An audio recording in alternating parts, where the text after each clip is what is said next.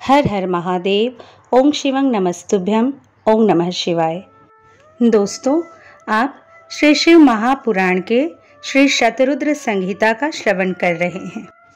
शौनक जी बोले, हे सूत जी, जो परमानंद है, जिनकी लीलाएं अनंत हैं और जो सर्वेश्वर अर्थात सबके ईश्वर हैं, जो देवी गौरी के प्रियतम तथा कार्तिकेय व विघ्न विनाशक गणेश जी के जन्मदाता है, उन आदिदेव भगवान शिव की हमें वंदना करनी चाहिए। हे सूत जी, आप मुझे भगवान शिव के उन अवतारों के बारे में बताइए जिनमें सज्जनों का कल्याण शिव जी द्वारा किया गया है।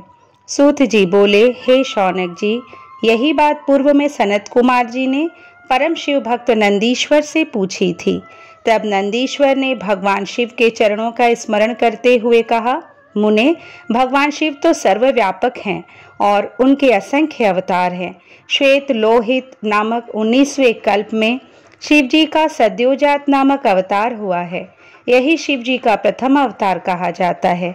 उस कल्प में परम ब्रह्म का ध्यान करते हुए ब्रह्मा जी की शिखा से श्वेत लोहित कुमार उत्पन्न हुए।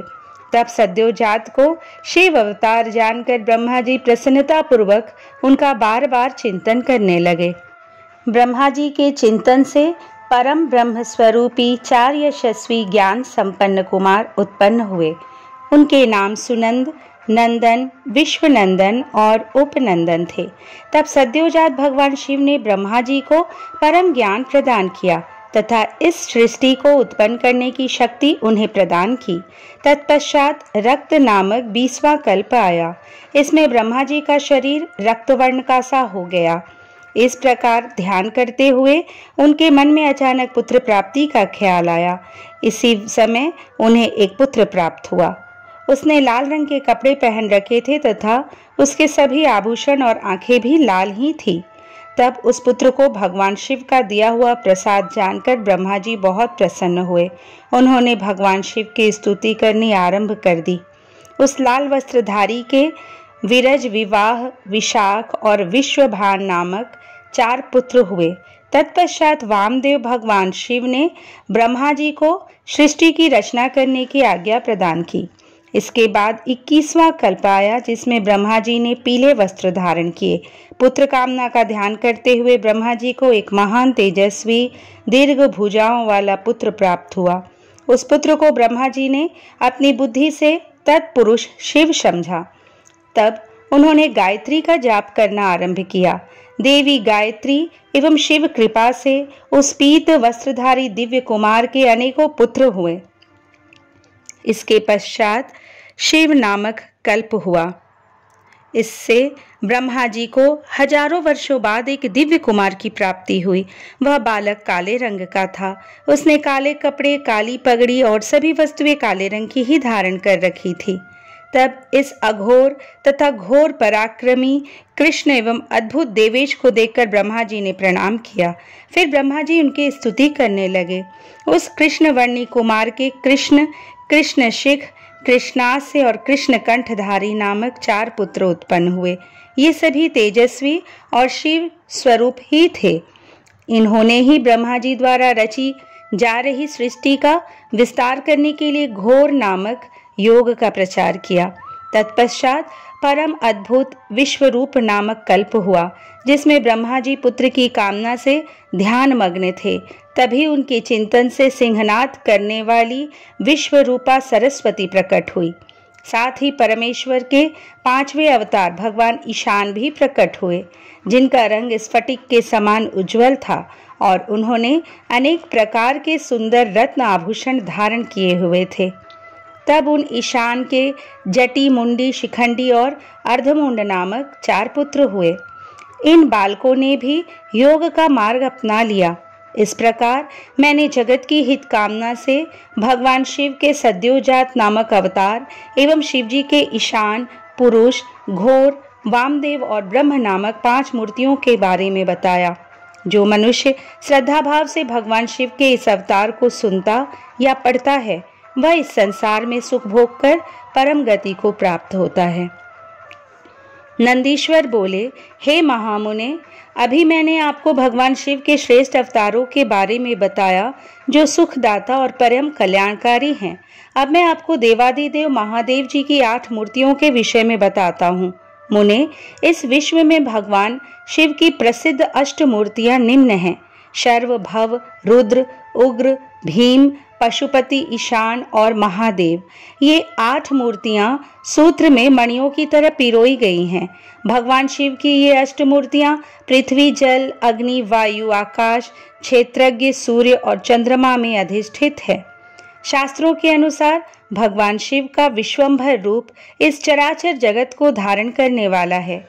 उन्हीं का भव रूप सलीलात्मक एवं समस्त जगत को जीवन प्रदान करने वाला है और संसार का पालन करता है एवं उसे चलाता है। यही तीसरी मूर्ति का उग्र रूप है। महादेव जी के आकाशात्मक रूप को भीम कहते हैं, जिससे राज समुदाय का भेदन होता है। भक्तवत्सल भगवान शिव का पशुपति रूप आत्माओं का अधिष्ठान करने वाला, संपूर्ण क्षेत्र में निवास करने वाला है। यही पशु एवं जीवों के पाश को काटने वाला है। महादेव जी का इस संसार को प्रकाशित करने वाला सूर्य रूप ईशान है और यही आकाश में फैला हुआ है। भगवान शिव का अमृतमयी रश्मियों वाला तथा संसार को तृप्त करने वाला रूप महादेव के नाम से पुकारा जाता है। आत्मा देवाधिदेव भगवान शिव का 8वां मूर्ति रूप है और अन्य मूर्तियों की व्यापिका है। भगवान शिव के इस अष्टमूर्ति स्वरूप के कारण ही पूरा संसार शिवमय है। जिस प्रकार पौधे को पानी से सींचने से शाखाएं एवं फूल पुष्पित होते हैं, उसी प्रकार शिव स्वरूप से यह विश्व परिपुष्ट होता है। जिस प्रकार पिता पुत्र को देखकर हर्षित होता है, उसी प्रकार इस जगत के पिता भगवान शिव भी अपने भक्तों को हर्षित और प्रसन्न देखकर संतुष्ट होते हैं और उन्हें आनंद की प्राप्ति होती है। इसलिए हमें सदैव भक्ति भाव से उनकी प्रसन्नता हेतु कार्य करना चाहिए। नंदीश्वर बोले, जब ब्रह्मा जी द्वारा रची हुई इस सृष्टि का विस्तार नहीं हुआ, तब वे बड़े चिंतित होकर विस्तार के उपायों के विषय में सोचने लगे। ब्रह्मा जी ने विचार किया कि यदि कोई इस संबंध में मेरी मदद कर सकता है तो वे सिर्फ भगवान शिव है। तब अपने आराध्य देव भगवान शिव को प्रसन्न करने हेतु उन्होंने शिव शिवा के संयुक्त रूप की आराधना करनी आरंभ कर दी। उनकी स्तुति से प्रसन्न होकर भगवान शिव उनके सामने प्रकट हुए और बोले, हे ब्राह्मण, कहो क्या चाहते हो? अपने मनोरथ के विषय में बताओ ताकि मैं उसे पूरा करने में तुम्हारी मदद कर सकूं। भगवान शिव के इस प्रकार के वचन सुनकर ब्रह्मा जी ने अपने दोनों हाथ जोड़कर भगवान शिव की स्तुति की और बोले, हे देवाधिदेव महादेव शिव शंकर, आप तो अपने भक्तों के रक्षक है। आप उनके समस्त दुखों को दूर करके उनको अभिष्ट फल प्रदान करते हैं। भगवान, आपकी आज्ञा के अनुसार मैंने सृष्टि की रचना की है, परंतु भगवान, मेरे द्वारा रची गई सृष्टि का विस्तार नहीं हो रहा है। यदि यह कार्य इसी तरह होता रहा तो कभी भी सृष्टि में वृद्धि नहीं हो पाएगी। तब ब्रह्मा जी के इन वचनों को सुनकर भगवान शिव बोले, हे ब्रह्मन, मैं जानता हूँ कि तुमने अपनी सृष्टि में प्रजा की वृद्धि के लिए मेरी पूजा आराधना की है। यह कहकर शिव जी ने अपने शरीर से देवी शिवा को अलग कर लिया।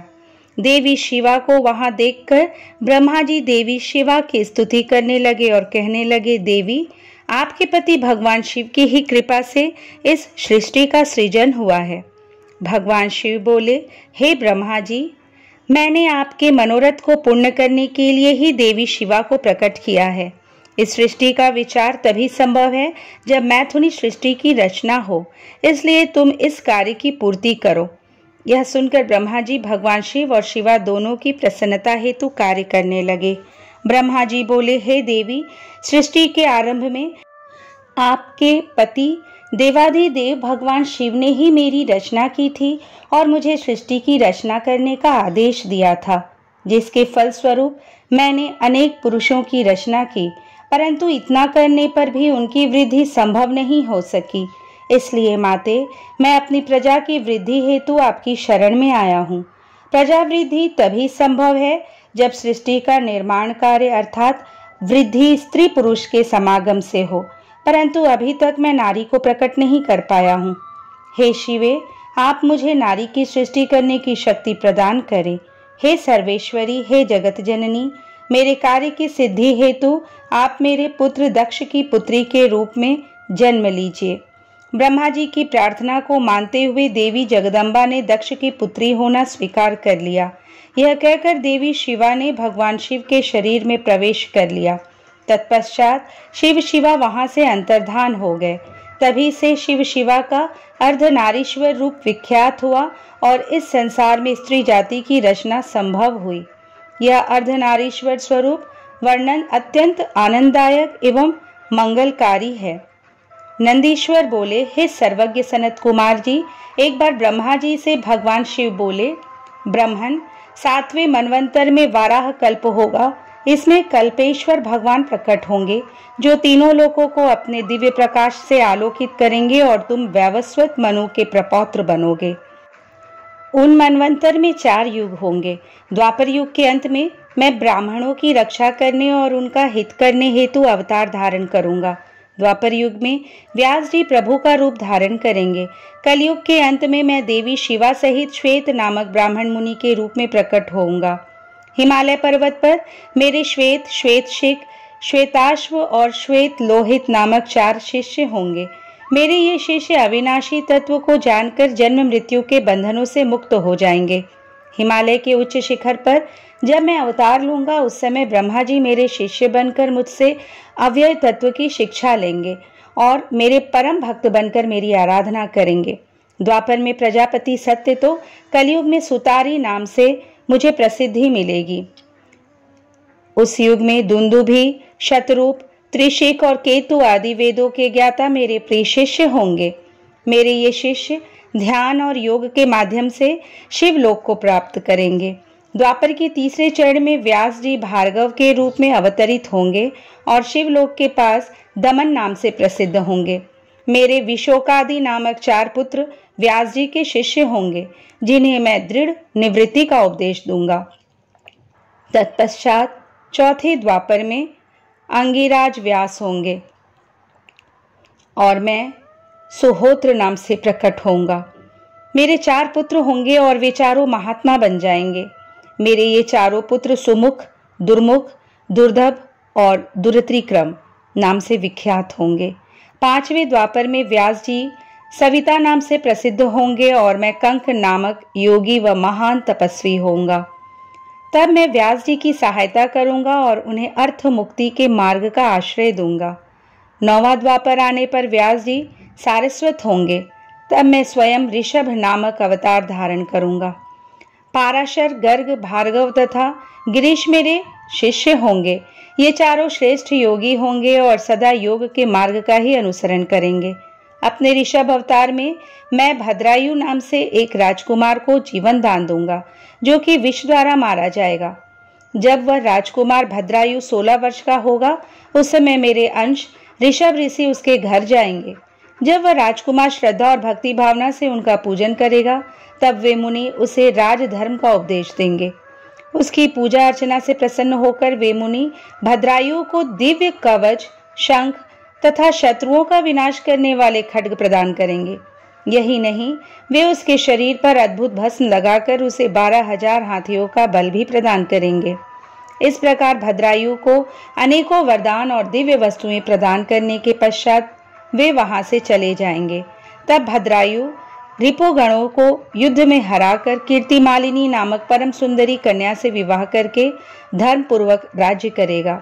यही ऋषभ नामक 9वां अवतार है। ऋषभ चरित्र परम पावन, महान तथा स्वर्ग यश और आयु प्रदान करने वाला है।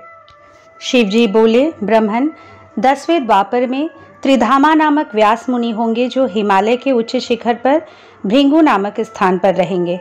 इस अवतार में भी मेरे भृगु, बालबंधु, नरामित्र और केतु श्रृंग नामक 4 तपस्वी पुत्र होंगे। 11वां द्वापर आने पर त्रिवृत नामक व्यास होंगे और मैं कलिंग में गंगा के द्वापर में तप नाम से प्रकट होऊंगा और लंबोदर, लंबादा, केशलम और प्रलंबक नामक मेरे 4 पुत्र होंगे। ये चारों दृढ़वर्ती होंगे। तत्पश्चात 12वां द्वापर आएगा। इसमें शत तेजा मुनि व्यास होंगे और मैं अत्रि नामक अवतार धारण करूंगा। इस समय सर्वज्ञ, समबुद्धि, साध्य और शर्व नाम के मेरे 4 पुत्र होंगे। ये महायोगी होंगे और निवृत्ति के मार्ग का अनुसरण करेंगे। 13वें द्वापर में व्यास धर्म स्वरूप नारायण होंगे और मैं गंधमादन पर्वत पर बाल खेल्याश्रम में जन्म लेकर महामुनि बलि के नाम से जाना जाऊंगा। तब सुधामा, कश्यप, वशिष्ठ और विरजा मेरे पुत्र होंगे। वहीं 14वें द्वापर युग में व्यास जी दक्ष बनकर और मैं गौतम के रूप में अवतरित होऊंगा।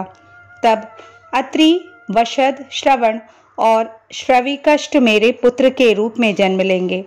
15वां द्वापर आने पर मैं हिमालय के वेदशीर्ष नामक पर्वत पर सरस्वती नदी के उत्तरी तट पर वेदशिरा का रूप धारण करूंगा। वेदशिरा के अवतार में कुणी, कुणीबाहु, कुशरीर और कुणेत्रक नाम के 4 वीर पराक्रमी पुत्र उत्पन्न होंगे। उस समय व्यास जी त्रयारुणी नामक अवतार में होंगे। 16वां द्वापर युग आने पर व्यास जी देव नाम धारण करेंगे और मैं गोकर्ण नामक वन में गोकर्ण बनकर जन्म लूंगा तथा काश्यप, उष्णा, च्यवन और बृहस्पति मेरे 4 पुत्र होंगे। 17वें द्वापर युग में व्यास देव कृतंजय होंगे। मैं गुहावासी नाम से अवतार लूंगा और उतथ्य, वामदेव, महायोगा और महाबल मेरे पुत्र होंगे।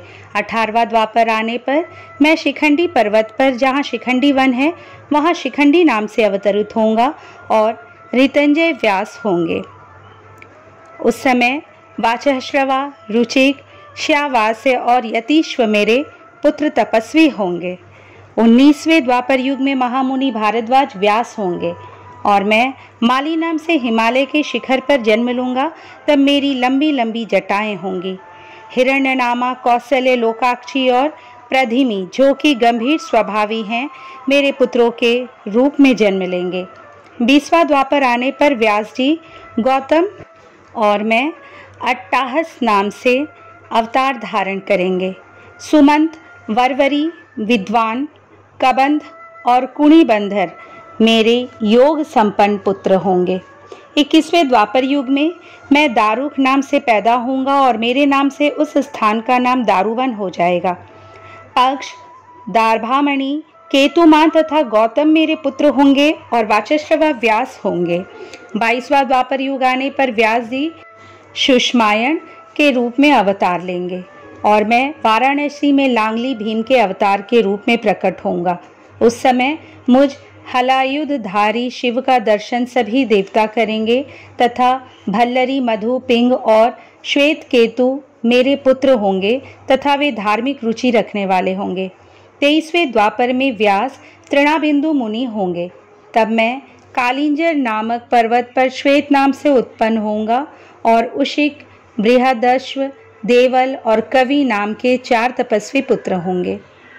24वें द्वापर में यक्ष व्यास होंगे। तब मैं शूली नामक महायोगी के रूप में जन्म लूंगा। शालिहोत्र, अग्निवेश, युवनाश्व और शरद्वसु मेरे पुत्र होंगे। तब 25वां द्वापर युग आएगा। उस समय शक्ति नाम से व्यास अवतार धारण करेंगे और मैं मुंडीश्वर नाम से प्रकट होऊंगा। 26वें द्वापर में पाराशर व्यास होंगे और मैं भद्रवट नाम से सहिष्णु के रूप में अवतरित होऊंगा। 27वां द्वापर आने पर मैं सोम शर्मा नाम से प्रभास नामक तीर्थ में अवतार धारण करूंगा। उस समय व्यास जी जातुकर्ण नाम से प्रसिद्ध होंगे। 28वें द्वापर में भगवान श्री हरि विष्णु पराशर के पुत्र के रूप में जन्म लेंगे और उनका नाम द्वैपायन व्यास होगा। उस समय श्री कृष्ण अपने छठे अंश से वसुदेव के पुत्र के रूप में जन्म लेकर वासुदेव नाम से जगत प्रसिद्ध होंगे। तब मैं लकुली के नाम से प्रकट होऊंगा। इस प्रकार देवाधिदेव भगवान शिव ने मनवंतर के चतुर्युगियों के योगेश्वतारों का वर्णन किया। इन 28 योगेश्वतारों में उनके 4 परम प्रिय शिष्य होंगे, जो शरीर पर भस्म और मस्तक पर त्रिपुंड, गले में रुद्राक्ष की माला धारण किए होंगे। ये शिष्य विद्वान और भक्त होंगे। सनत कुमार जी बोले, हे नंदीश्वर जी, अब मैं यह सुनना चाहता हूँ कि शिव जी के अंश से आप कैसे उत्पन्न हुए तथा परम गुह्य शिव तत्व को आपने कैसे जाना। हे प्रभु, यह सब आप मुझसे कृपा पूर्वक कहिए। नंदीश्वर बोले, हे सर्वज्ञ सनत कुमार जी, अब आप सावधान होकर वह सुनिए कि जिस प्रकार मैं शिव जी का अंशज हुआ। एक समय जब पुत्र की कामना से शिलाद ऋषि शिव जी का तप और ध्यान करते हुए शिवलोक को प्राप्त हुए, तब देवताओं के प्रभु इंद्र उनके तप से प्रसन्न हो वर देने के लिए उनके समीप गए और कहा, वर मांगो। इस पर इंद्र को प्रणाम कर अनेक स्तुतियों से उनका आदर करते हुए मुनि शार्दुल शिलाद हाथ जोड़कर बोले कि यदि आप मुझ पर प्रसन्न हैं तो मुझे अयोनिज तथा मृत्युहीन पुत्र दीजिए। इंद्र ने कहा, मृत्युहीन तो कोई नहीं होता, हरि ब्रह्मा आदि भी तो मृत्यु वाले ही है, फिर अन्य देवताओं का तो कहना ही क्या है। हाँ, यदि देवेश्वर रुद्र प्रसन्न हो जाएं तो वे अयोनिज मृत्यु रहित पुत्र तुझे दे सकते हैं, मैं ब्रह्मा या विष्णु तो नहीं दे सकते। इंद्र उस ब्राह्मण से ऐसा कहकर देवताओं सहित अपने लोक को चले गए। पश्चात शिलाद ने महादेव जी की आराधना की, 1000 वर्ष तक घोर तपस्या की। उसके शरीर पर दीमकों ने मिट्टी चढ़ा दी। मांस, रुधिर और त्वचा से हीन उसके शरीर में अस्थि मात्र ही शेष रह गया।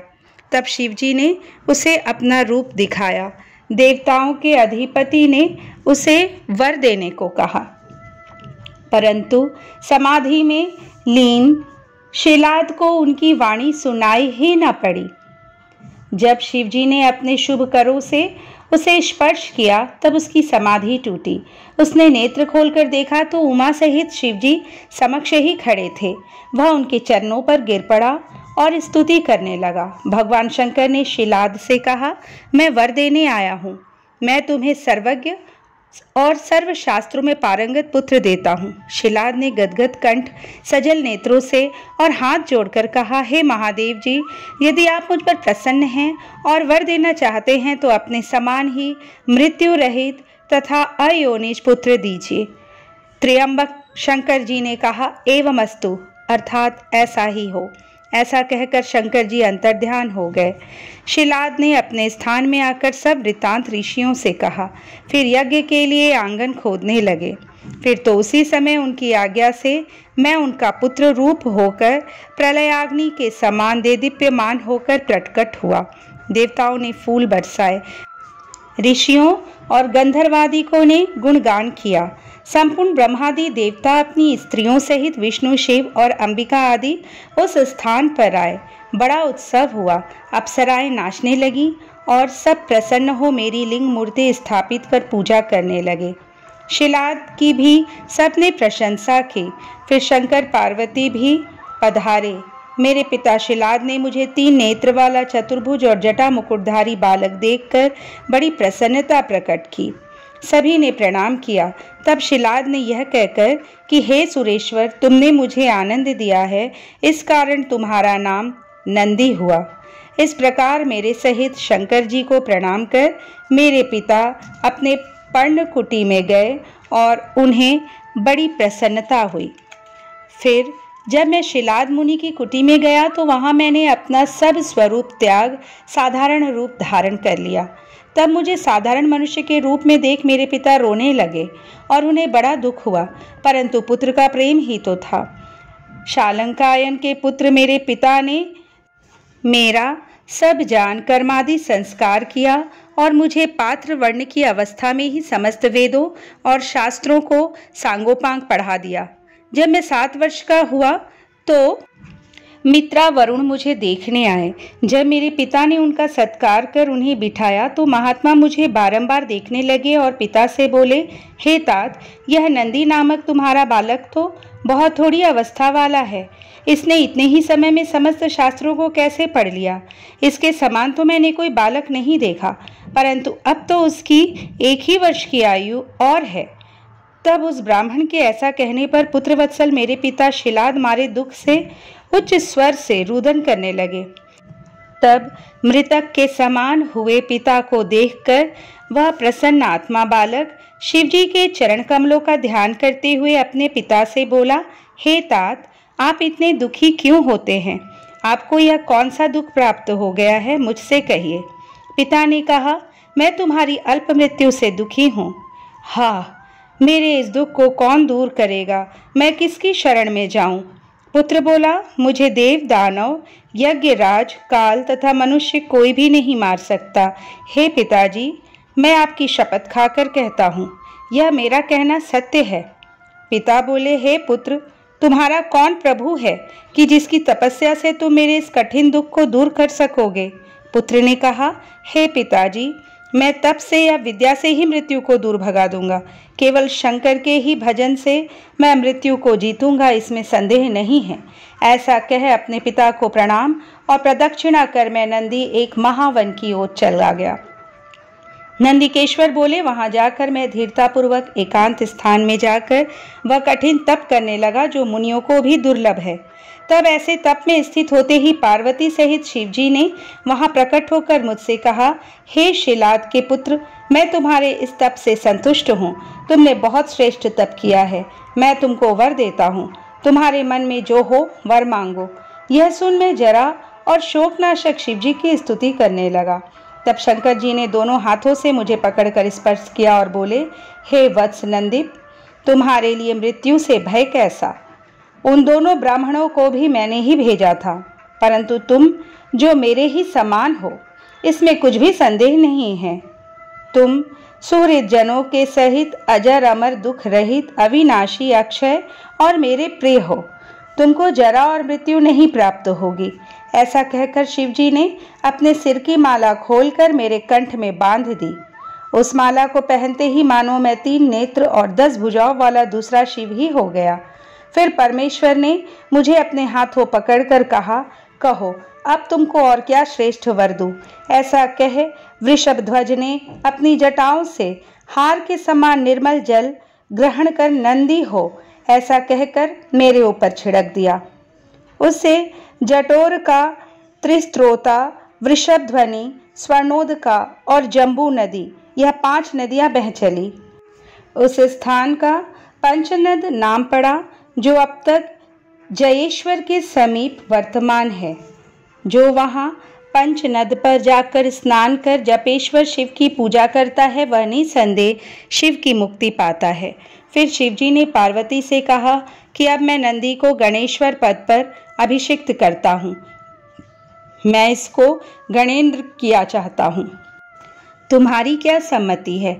इस पर पार्वती जी ने कहा, हे देवेश्वर परमेश्वर, इस नंदी को आप मुझे दे दीजिए। हे नाथ, यह शिलाद पुत्र आज से मेरा परम पुत्र हुआ। इसके पश्चात परम स्वतंत्र भक्तवत्सल शिवजी ने अपने समस्त गणों को बुलाकर कहा, यह नंदीश्वर मेरा पुत्र है। इसे मैंने सब गणों का अधिपति बनाया है। यह मेरे प्रिय गणों में मुख्य है। ऐसे ही तुम सब मेरे वचन का पालन करना। आज से यह तुम सबका स्वामी हुआ। भगवान शिव का यह कथन सुनकर सभी गणों ने प्रसन्नतापूर्वक उन्हें अपना स्वामी स्वीकार किया। फिर सब देवताओं और मुनियों ने नंदी का अभिषेक किया। तत्पश्चात नंदी का विवाह मरुतों की सुंदर दिव्य कन्या सुयशा से संपन्न हुआ। नंदी ने सपत्नीक परमेश्वर शिव को नमस्कार किया। महादेव जी ने नंदी को ऐश्वर्य संपन्न, महायोगी, महान धनुर्धारी, अजेय और महाबली होने का आशीर्वाद प्रदान किया। देवी पार्वती ने प्रसन्नतापूर्वक नंदी से मनोवांछित फल मांगने के लिए कहा। नंदी बोला कि हे माते, मेरी सदैव आपके चरणों में भक्ति बनी रहे। यह सुनकर देवी पार्वती ने उसकी इच्छा पूर्ण कर दी।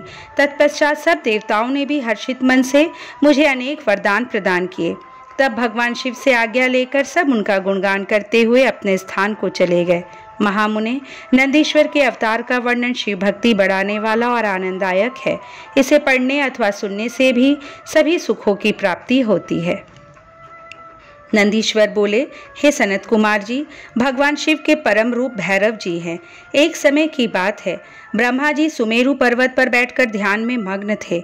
उसी समय देवता उनके पास आए और उन्हें हाथ जोड़कर नमस्कार करने लगे। इसके बाद उन्होंने पूछा, हे ब्रह्मन, इस संसार में अविनाशी तत्व क्या है? कृपा कर इस विषय में हमें बताइए। तब भगवान शिव की माया से मोहित होकर ब्रह्मा जी बोले, हे देवताओं, आपकी प्रसन्नता के लिए मैं आपको इस अविनाशी तत्व के बारे में बताता हूँ। इस संसार में मुझसे बढ़कर कोई भी नहीं है। मेरे द्वारा ही यह संसार उत्पन्न हुआ है। मैं ही स्वयंभू, अज, ईश्वर, अनादि, भोक्ता ब्रह्मा और निरंजन आत्मा हो, मेरे कारण ही संसार प्रवृत्त और निवृत्त होता है। ब्रह्मा जी के इन वचनों को सुनकर वहीं बैठे भगवान श्री हरि विष्णु को बहुत बुरा लगा। तब श्री हरि ब्रह्मा जी को समझाते हुए बोले कि ब्रह्मन, तुम इस प्रकार अपनी स्वयं की प्रशंसा न करो, क्योंकि मेरी आज्ञा के फलस्वरूप ही तुम इस सृष्टि के रचयिता हो। इस प्रकार ब्रह्मा जी व श्री हरि आपस में लड़ाई करने लगे। दोनों ही अपने को बड़ा और दूसरे को निम्न समझ रहे थे। तब उन्होंने अपने को उच्च सिद्ध करने के लिए वेदों का स्मरण किया। फलस्वरूप चारों वेद वहां उपस्थित हो गए। तब ब्रह्मा जी और श्री हरि विष्णु ने उन चारों वेदों से अपनी श्रेष्ठता के संबंध में पूछा। तब सर्वप्रथम ऋग्वेद भगवान शिव का स्मरण करते हुए बोले, हे ब्रह्मण, हे श्री हरि, जिसके भीतर समस्त भूत निहित है तथा जिसके द्वारा सब कुछ प्रवृत्त होता है, जिन्हें इस संसार में परम तत्व कहा जाता है, वह एक भगवान शिव ही हैं। तब यजुर्वेद बोले कि उन परमेश्वर भगवान शिव की कृपा से ही वेदों की प्रामाणिकता भी सिद्ध होती है। उन्हीं भगवान शिव शंकर को संपूर्ण यज्ञों तथा योग में स्मरण किया जाता है। तत्पश्चात सामवेद बोले कि जो समस्त संसार के लोगों को भरमाता है और जिसकी खोज में सदा ऋषि मुनि लगे रहते हैं, जिनकी कांति से सारा विश्व प्रकाशमान है, वह त्रयंबक महादेव जी हैं। इस पर अथर्व बोल उठे, भक्ति से साक्षात्कार कराने वाले तथा समस्त दुखों का नाश करने वाले एकमात्र देव भगवान शिव ही हैं। वेदों द्वारा कहे गए इन वचनों को सुनकर ब्रह्मा और विष्णु बोले, हे वेदों, तुम्हारे वचनों से सिर्फ तुम्हारी अज्ञानता ही झलकती है। भगवान शिव तो सदा नंगे रहते हैं, अपने शरीर पर भस्म धारण करते हैं। उनके सिर पर जटाजूट व गले में रुद्राक्ष है। वे सर्पों को भी धारण करते हैं। भला शिव को परम तत्व कैसे कहा जा सकता है? उन्हें परब्रह्म किस प्रकार माना जा सकता है?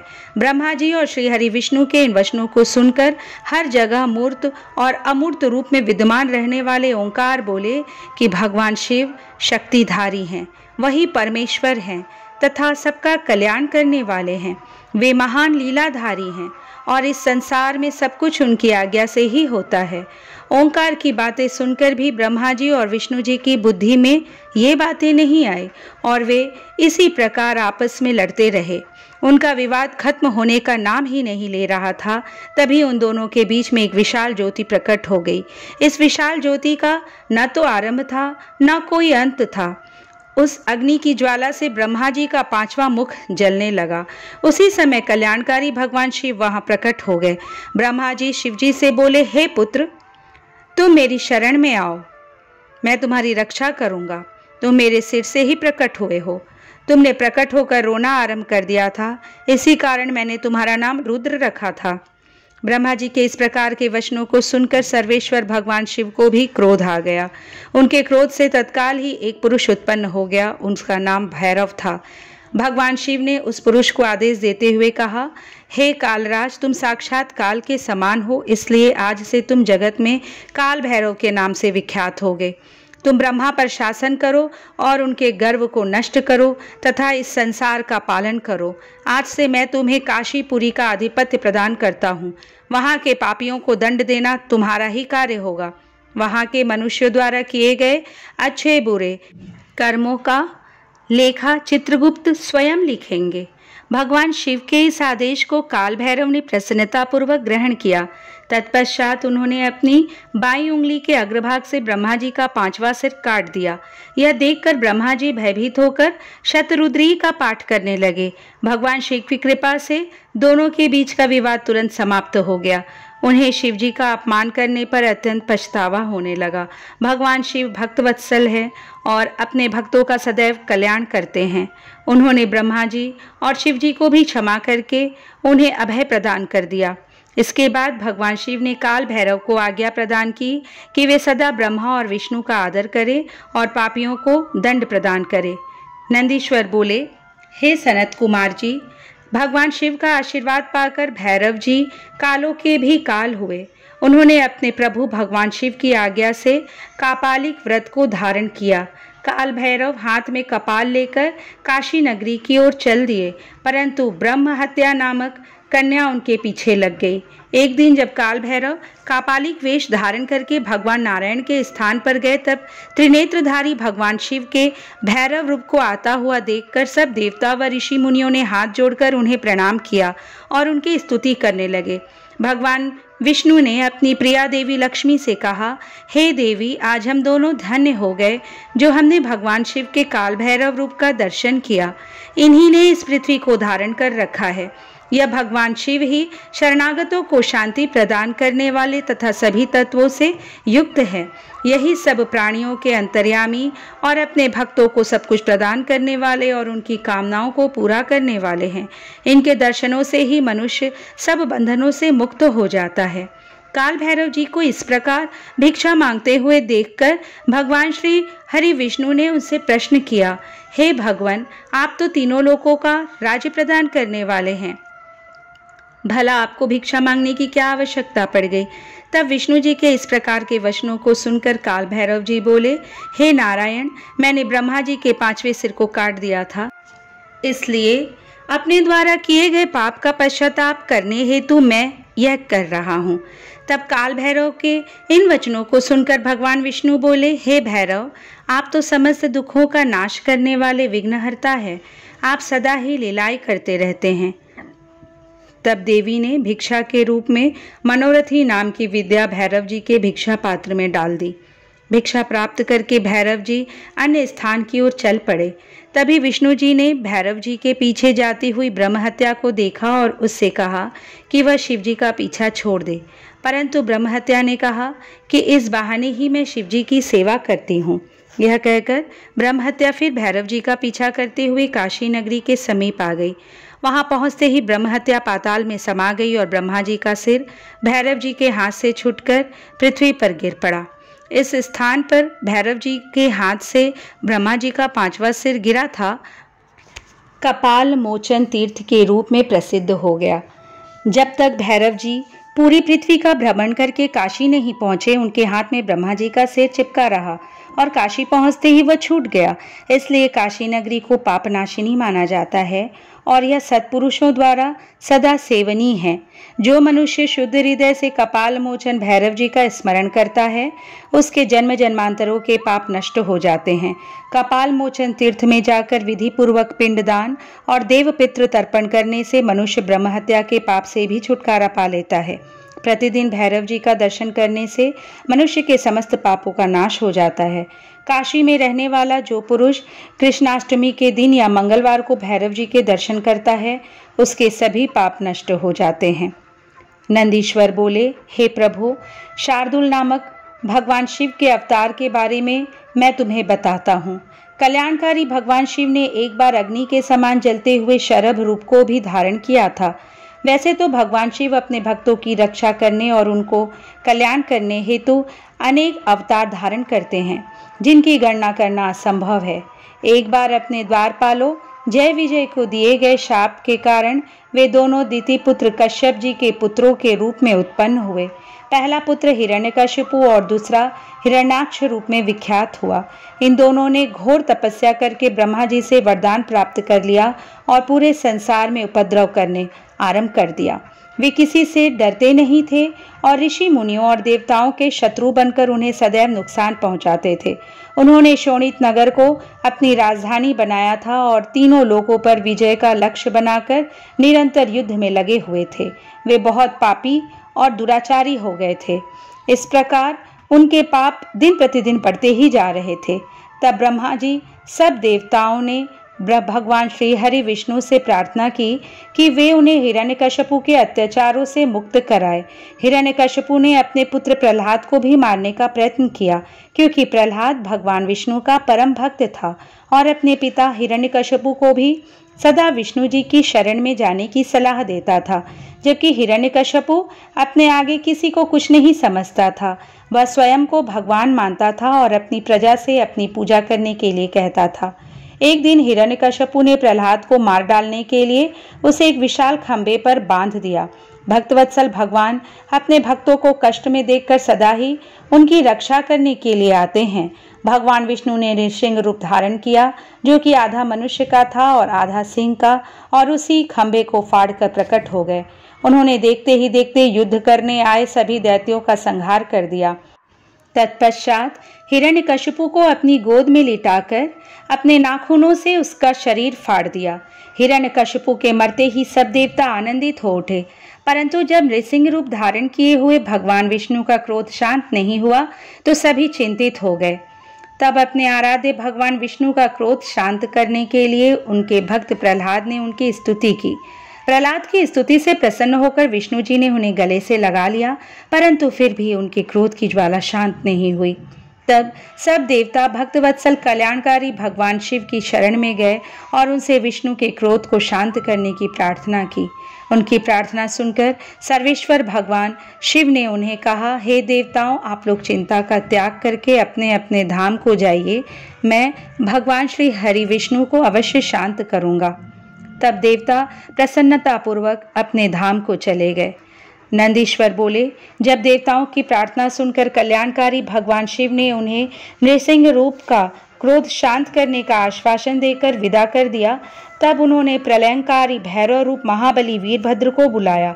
वीरभद्र को आदेश देते हुए शिवजी बोले, हे भैरव, नृसिंह के क्रोध की अग्नि को शांत कर देवताओं के भय को दूर करो। यदि वे आपके समझाने से न माने तो आप मेरे भाव भैरव का रूप दिखलाकर उन्हें शांत करना। भगवान शिव की आज्ञा का पालन करते हुए भैरव तुरंत ही नृसिंह जी का क्रोध शांत करने के लिए चल पड़े।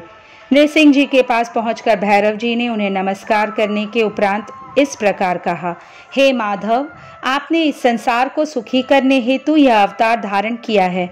आपने पहले मछली का रूप धारण कर और अपनी पूंछ से नाव को बांधकर मनु जी को समुद्र में घुमाया था। पृथ्वी का उद्धार करने के लिए ही आपने वराह रूप धरा था। तत्पश्चात आपने वामन अवतार ग्रहण करके बलि को बांधा था। अब आपने अपने भक्तों के कष्टों को दूर करने के लिए नृसिंह रूप धारण किया है। प्रभो, आप ही सबके दुखों का नाश करने वाले हैं। आपने जिस कार्य की सिद्धि हेतु नृसिंह रूप धारण किया था वह कार्य पूर्ण हो चुका है।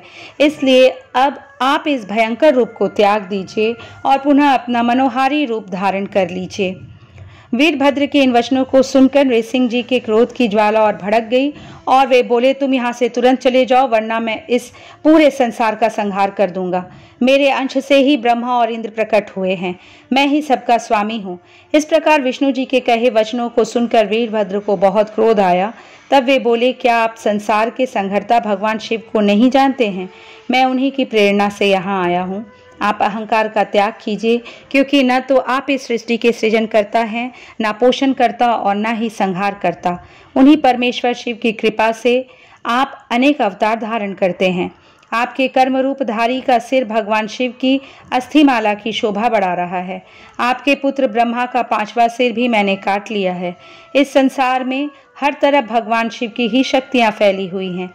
उन भक्तवत्सल भगवान शिव की ही शक्ति से आप मोहित हो रहे हैं। हे नृसिंह, आप तत्काल ही अपने इस क्रोध और अहंकार को छोड़कर पुनः अपने शांत रूप में आ जाएं, अन्यथा भगवान शिव की आज्ञा से यहाँ पधारे मुझ भैरव रूपी क्रोध का वज्र आप पर पड़ेगा, जिससे आप तत्काल मृत्यु को प्राप्त हो जाओगे। सनत कुमार जी बोले, नंदीश्वर जी, भगवान शिव के अवतार काल भैरव ने जब क्रोधित होकर नृसिंह रूप धारण किए विष्णु जी को इस प्रकार क्रोध से फटकारा, तब आगे क्या हुआ? क्या उन्होंने भैरव जी की आज्ञा का पालन किया या फिर क्रोधित काल भैरव ने श्री विष्णु जी के नृसिंह रूप का संहार कर दिया? नंदी, आप जल्दी से मेरी इस जिज्ञासा को शांत करिए। महामुने, सनत कुमार जी के इन वचनों को सुनकर नंदीश्वर बोले, भैरव जी के वीरभद्र रूप के इन वचनों को सुनकर नृसिंह जी, जो कि पहले से क्रोध से भरे हुए थे, और अधिक क्रोधित होकर वीरभद्र पर झपट पड़े। तब वीरभद्र ने उन्हें अपनी भुजाओं में कसकर पकड़ लिया। वीरभद्र के इस प्रकार पकड़ने से नृसिंह जी अत्यंत व्याकुल हो उठे। उसके बाद वीरभद्र ने उन्हें इसी प्रकार कसकर पकड़े रखा और उन्हें लेकर उड़ गए। वे उन्हें उड़ाकर परम पावन शिवधाम ले गए और ले जाकर शिवजी के वाहन वृषभ के नीचे पटक दिया। इस प्रकार जोर से नीचे फेंक दिए जाने पर नृसिंह रूपी भगवान श्री हरि विष्णु व्याकुल हो उठे। यह देखकर सभी देवता और ऋषि मुनि देवादिदेव भगवान शिव की स्तुति करने लगे। भगवान शिव की माया से ग्रसित होकर भगवान श्री हरि विष्णु का शरीर भय से कांपने लगा। भयभीत होकर विष्णु जी नृसिंह अवतार में त्रिलोकीनाथ भगवान शिव की स्तुति करने लगे। वे प्रभु के सामने नतमस्तक होकर खड़े हो गए। नृसिंह भगवान परमेश्वर शिव से परास्त हो गए, उनकी शक्तियां छीन हो गई। वीरभद्र भैरव ने नृसिंह की सभी शक्तियों पर अपना अधिकार स्थापित कर लिया। सभी देवता हाथ जोड़कर कल्याणकारी भगवान शिव के यश का गान करने लगे। तब देवताओं द्वारा की गई स्तुति से प्रसन्न होकर महेश्वर शिव बोले, हे देवताओं, अब आपको घबराने अथवा भयभीत होने की कोई आवश्यकता नहीं है। वीरभद्र भैरव द्वारा इस प्रकार विष्णु जी के नृसिंह रूप को पराजित करना एकमात्र लीला ही था। इससे भगवान श्रीहरि विष्णु की महत्ता पर कोई प्रभाव नहीं पड़ेगा। मेरे सभी भक्त मेरे साथ साथ विष्णु जी की भी आराधना किया करेंगे। यह कहकर भगवान शिव नृसिंह जी के शरीर को अपने साथ लेकर कैलाश पर्वत पर चले गए। तब भगवान शिव ने अपनी मुंडमाला में नृसिंह का मुख भी शामिल कर लिया। विश्वानर को वरदान। नंदीश्वर बोले, हे ब्रह्मपुत्र, अब आप शशिमौली भगवान शिव के उस उत्तम चरित्र को सुनिए जिसमें उन्होंने विश्वानर के घर अवतार लिया था। बहुत पहले नर्मदा नदी के किनारे नर्मपुर नामक नगर था। इस नगर में विश्वानर नाम के एक महामुनि रहते थे। वे संपूर्ण शास्त्रों के वेता और शिवजी के चरणों में निपुण तथा लोकाचार में चतुर थे। इसके बाद एक सुचिष्मति नामक ब्राह्मण की कन्या से उनका विवाह हुआ। एक समय उनकी पतिव्रता स्त्री ने उनकी बड़ी सेवा की तो प्रसन्न हो उन्होंने वर देना चाहा। पत्नी ने कहा, यदि आप प्रसन्न हैं तो मुझे महादेव जी के समान पुत्र दे। तब उनके ऐसे वचन सुनकर वह व्रती ब्राह्मण समाधि में स्थित हो इस प्रकार विचार करने लगे कि स्त्री ने कितना दुर्लभ वर मांगा है, परंतु जो कुछ हो भगवान शंभू की इच्छा बिना कुछ नहीं होता। ऐसा विचार कर उन्होंने एक पत्नी व्रत में स्थित ब्राह्मण ने अपनी पत्नी से कहा कि विश्व के ईश्वर भगवान शिव है, मैं वहाँ तप करने जाता हूँ, तुम किसी बात की चिंता न करना। ऐसा कह वह काशी में जा मणिकर्णिका घाट पर उसके दर्शन कर अपने सैकड़ों जन्मों के पाप दूर किए तथा वहाँ के विश्वेश्वर आदि शिवलिंगों का दर्शन कर सब कुआं, बावड़ी और तालाबों में स्नान कर संपूर्ण तीर्थ स्थानों में पिंड दान किया। फिर सहस्त्रों प्रकार के भोजन आदि से वहाँ के ब्राह्मणों एवं मुनियों को तृप्त कर सब लिंगों की पूजा योग यथोचित उपचार द्वारा पूजन किए और बार बार यह विचार करते रहे कि क्या इन लिंगों द्वारा पुत्र की कामना निश्चयता को प्राप्त होगी। उन्हें ज्ञात हुआ कि अवश्य ही वीरेश लिंग इसके लिए प्रशंसनीय है। उन्होंने वर्षों उस लिंग की पूजा द्वारा अपनी स्त्री का मनोरथ सिद्ध करना चाहा। इस प्रकार उस धीर व्रत ब्राह्मण ने उस वीरेश लिंग की यथाविधि पूजा की। 1 वर्ष तक निराहार और केवल जल पीकर अद्भुत तप किया। तब 13वें महीने में जब एक दिन वह प्रातःकाल त्रिपदका गंगा के जल में स्नान कर लिंग को पूजन करने गए तो उसी समय उस तपोधन लिंग के मध्य भाग में स्थित हुए 8 वर्ष के सुंदर बालक को देखा, जो बड़ा ही सुंदर पीली जटा और मुकुट लगाए नग्न तथा हंसता हुआ उसकी ओर देख रहा था। तब उस बालक को प्राप्त कर मुनि के हर्ष का अंत ना रहा। उन्होंने रोमांचित हो हृदय से उसे बार बार नमस्कार किया। 8 पद्यों से युक्त उस परमानंद शंभु की स्तुति कर उन्हें संतुष्ट किया। तब इस प्रकार जब उस ब्राह्मण ने अपने हाथ बांध पृथ्वी पर गिर कर उन्हें दंड प्रणाम किया तो उस बालक ने अत्यंत प्रसन्न हो विश्वानर से कहा कि हे ब्राह्मण, मैं तुमसे प्रसन्न हूँ, वर मांगो। इस पर विश्वानर ने कहा, हे प्रभु, आपसे कुछ भी अज्ञात नहीं है, मुझे मांगने को ऐसा दीन वचन क्यों कहते हैं। हे महेशान, आपकी जैसी इच्छा हो वैसा कीजिए। तब विश्वानर के ऐसे वचन सुनकर बालक रूप उस पवित्र देवता ने कहा, हे पवित्र विश्वानर, तुमने जो सुचिस्मति से पुत्र होने का विचार किया वह शीघ्र ही पूरा होगा। मैं स्वयं ही तुम्हारी स्त्री में पुत्र रूप से प्रकट होऊंगा और वहां मेरा नाम गृहपति होगा। यह आपका कहा हुआ अभिलाषष्टक स्तोत्र जो शिवजी के समीप में पाठ करेगा उसे 1 वर्ष में सिद्धिदायक होगा। यह वंध्या के भी पुत्र करने वाला अभिलाषाष्टक स्तोत्र है, परंतु इसे हर एक को नहीं देना चाहिए और बहुत यत्न से छिपाकर रखना चाहिए। इसे स्त्री हो या पुरुष कोई भी यदि नियम से शिवलिंग के समीप 1 वर्ष जपेगा तो निश्चय ही उसकी पुत्र की कामना पूर्ण होगी। ऐसा कह बालक रूप शिव अंतर्ध्यान हो गए। विश्वानर ब्राह्मण भी प्रसन्न हो अपने घर चला गया।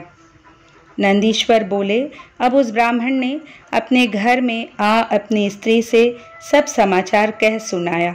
समय पर उसकी स्त्री गर्भवती हुई। शुभ लग्न में सुंदर योग होने पर चंद्रमा के समान मुख वाला पुत्र उस ब्राह्मण की स्त्री सुचिस्मती से सूतिका गृह में उत्पन्न हुआ। देवताओं ने दुंदुभी बजाई, दिशाएं निर्मल हो गई और चारों ओर से नदियों और प्राणियों के मन निर्मल हो गए। सत्व गुण युक्त मंगलमयी वर्षा होने लगी। सब मनुष्यों की वाणी प्रिय और कल्याणमयी हो गई। रंभा आदि अप्सराएं, विद्याधारियां और किन्नरियां हाथ में मांगलिक द्रव्य लिए वहां आकर मांगलिक गीत गाने और नृत्य करने लगी।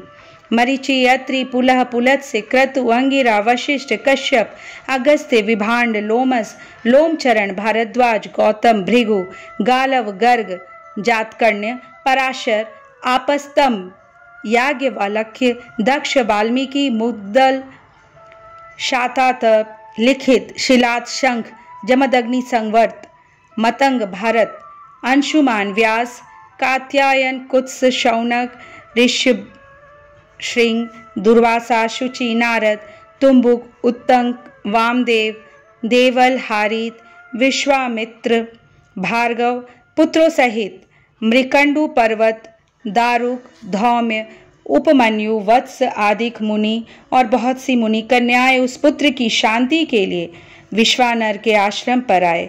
बृहस्पति सहित ब्रह्मा तथा विष्णु, नंदी और भृगि गणों सहित पार्वती सहित शिवजी, महेंद्र आदि देवता तथा पातालवासी नाग अनेक प्रकार के रत्नादि लिए नदियों सहित समुद्र और अनेक स्थावर पर्वत आदि जंगम रूप धारण कर उस महोत्सव में आए।